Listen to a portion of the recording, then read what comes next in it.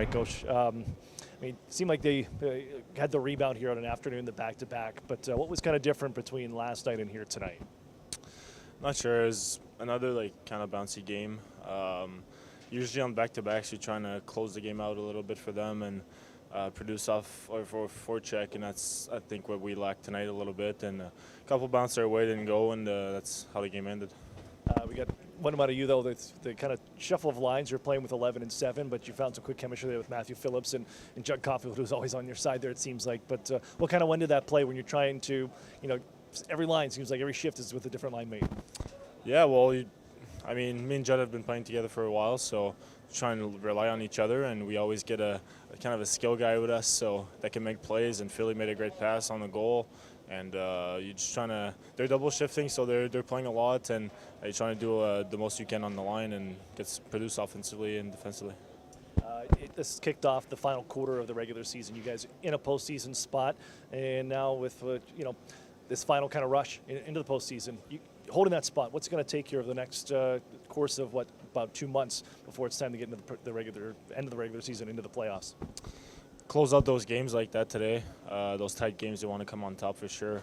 Back-to-back games, like playoffs is always tight, and the next 2 months, like you said, is really important for us going to the playoffs, and we want to secure a spot, that's for sure. But play more as a unit of 5 and bear down on the chances we get. Matt, seemed to be just a bit of a slower game compared to last night's pace, lower scoring as well. What did you see from your group here in this one? Back to back, and that definitely has a factor in the pace of the game for sure. And so then it challenges you kind of how you play with the puck. And felt like we gave it away a lot, in the last game, and we were certainly very careful with it in the first. Kind of ended up chunking it around a little bit, but I thought as the game went on, we played a little better with the puck, truthfully. And I think the third period was our best as far as chance generation and having some zone time. But in the end, they've got the edge.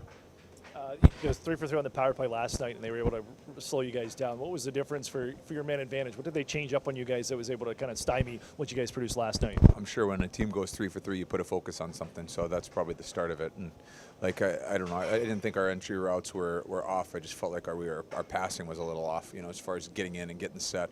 We feel like when we get set, we're real dangerous. I felt like today we had a harder time getting in.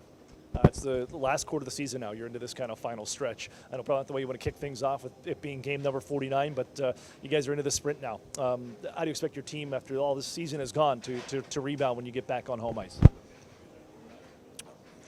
We've worked real hard to put ourselves in the situation that we're in, but the job's not done. It's going to be the most intense hockey coming up, and to get wins at this time of year, it takes every guy, and that's what I expect us to do.